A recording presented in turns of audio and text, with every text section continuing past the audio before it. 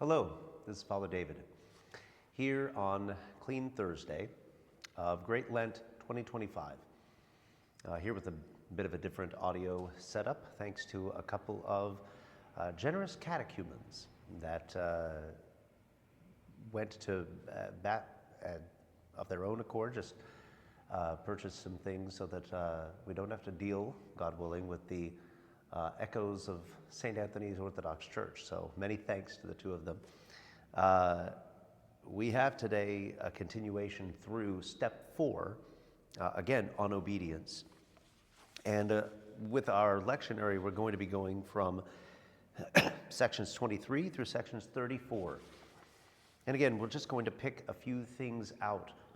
What is it that when St. John talks to us about obedience, what is it that he's prompting us to imitate? What are certain aspects of this humility, this obedience, that we are supposed to emulate?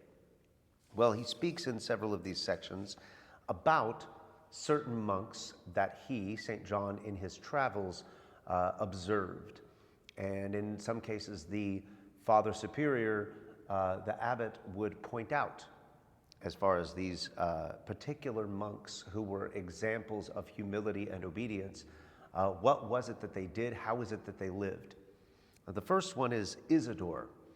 And this was a monk that the Holy Shepherd, he says, after accepting him from the city of Alexandria, found that he was full of mischief, very cruel, sly, fierce, and arrogant.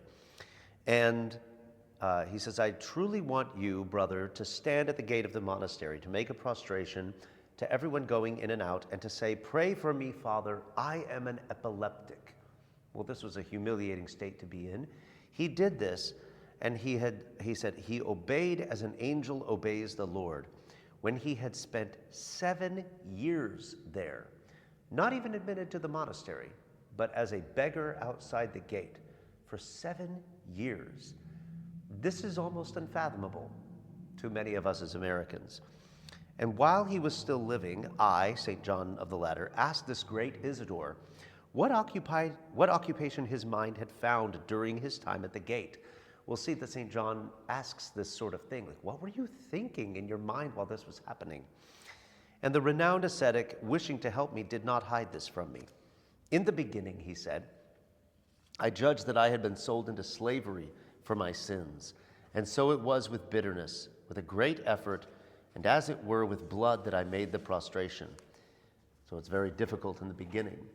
But after a year had passed, my heart no longer felt sorrow, and I expected a reward for my patience from God himself. But when another year had gone by, I began to be deeply conscious of my unworthiness even to live in the monastery and see and meet the fathers and partake of the divine mysteries. And I did not dare to look anyone in the face, but bending low with my eyes and still lower with my thought, I sincerely asked for the prayers of those coming in and going out. Another monk that is mentioned is Lawrence, beginning in section 25. Once, as we were sitting together in the refectory, this great superior put his holy mouth to my ear and said, do you want me to show you divine prudence in extreme old age? And when I begged him to do so, the righteous man called from the second table one named Lawrence, who had been in the community about 48 years and was second priest in the monastery. He came and made a prostration to the abbot and took his blessing. But when he stood up, the abbot said nothing whatever to him, but left him standing by the table without eating. The midday meal had only just begun, and he was standing for a good hour or even 2. I was ashamed to look this toiler in the face, for his hair was quite white, and he was 80 years old. And when we got up, the saint sent him to the great Isidore, whom we mentioned above, to recite to him the beginning of the 39th Psalm. So this man is old. It is mealtime. There's a limited amount of time to eat if you've ever eaten in a monastery. They're very regimented in terms of when the meal begins, when the meal ends. There's usually no talking permitted during the meal. And this man is made to miss the entire ordeal, to go hungry, and to say nothing. And yet, in section 26, St. John says, "And I, like a most worthless person, did not miss the chance of tempting the old man," again, by asking, what was going on in your mind? When I asked him what he was thinking of when he was standing by the table, he said, "I thought of the shepherd as the image of Christ, and I considered that I had not received the command from him at all, but from God. And so I stood praying, Father John, not as before a table of men, but before the altar of God. And because my faith and love for the shepherd, no evil thought of him entered my mind, for love does not think evil. But know this, Father, that if anyone surrenders himself to simplicity and voluntary innocence, then he no longer gives the devil either time or place to attack him." And so this truly is, for us, often the question of, are we called to a sort of blind obedience within the church? Are we called simply, without ever thinking, to accept the edicts of our priest or our bishop? Within the monastery, of course, you have a very serious level of obedience expected and required. But I would say that even though we do not see these sorts of tests, and they are indeed deliberate tests, as we'll see in our third and final example from this video and this section, these are done on purpose within monasteries, and they are to train the monks to accept those spontaneous, unplanned slights or inconveniences or difficulties or hardships or insults, I think I may have already said, with grace, accepting it as the will of God, and not giving themselves over to a kind of outrage or pride or insistence on their own way, or an outraged sense of, but this is not right, that's not just. No, but this is, they have been trained.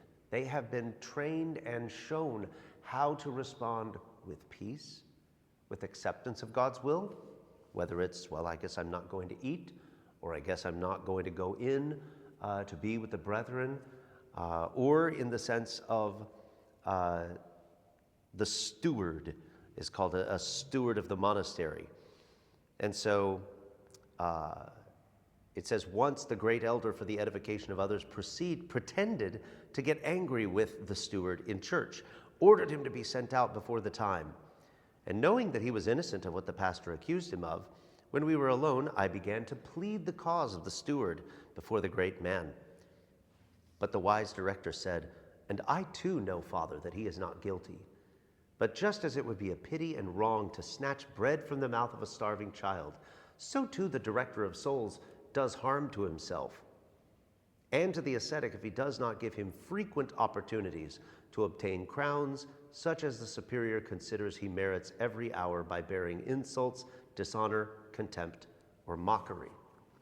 Now this, of course, we could look at as, if this were done in perhaps any other context.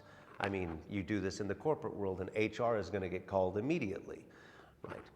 However, within these particularly intense environments, as I said, this is an opportunity for the monk to experience planned, deliberate insults and slights and inconveniences, so that when these opportunities present themselves in real life, he has been trained, he is ready, he knows the proper stance to take to accept this with peace and humility.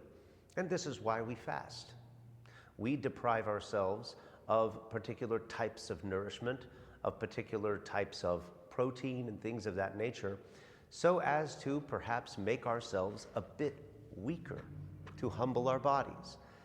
And it's in that humility that we have to act out, not in the acting out of sort of blowing our top, but we have to respond to life with these feelings of hunger, with this feeling of lack, this feeling of, I don't have enough. But we understand that this is planned, and that if I do not have everything to eat that I want, I will be all right. If I do not have everything on my plate, or everything in my life, or everything in my home, or everything in my work situation the way that I want it, I will be all right. and I can respond that for this season of my life, this is the will of God. Glory be to God. And so this is our lesson for today from the Holy Fathers in St. John's work. May we learn on purpose to accept these trials, tests, which is really what the temptation means, a test, to prove our mettle, to test our mettle, that we would respond in the midst of anger, frustration, injustice, not with outrage and pride, but with peace and resignation to the will of God. Lord, God bless you. Lord willing, we'll see you next time. Bye-bye.